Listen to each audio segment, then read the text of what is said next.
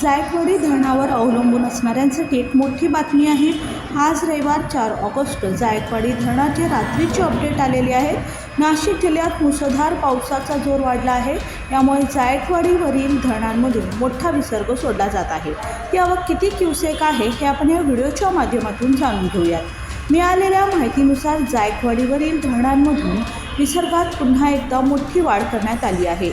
दारणा धरणातून 22,966 क्युसेक, भावली धरणातून 1,509 क्युसेक, कडवा धरणातून 10,098 क्युसेक, भाम धरणातून 4,375 क्युसेक, पालखेडमधून 5,255 क्युसेक, वीरमधून 54,233 क्युसेक, गंगापूरमधून 6,000 क्युसेक, होळकर पूलमधून 9,470 क्युसेक, नागमठामधून 31,280 क्युसेक, शेंदूरवधामधून 21,990 क्युसेक, भंडारदरामधून 28,244 क्युसेक, नीलवडेमधून 28,976 क्युसेकचा विसर्ग सुरू आहे।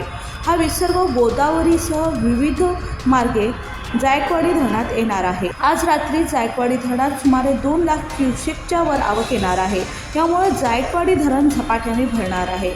आज सायंकाळच्या अपडेटनुसार जायकवाडी धरण 11.20% भरले आहे।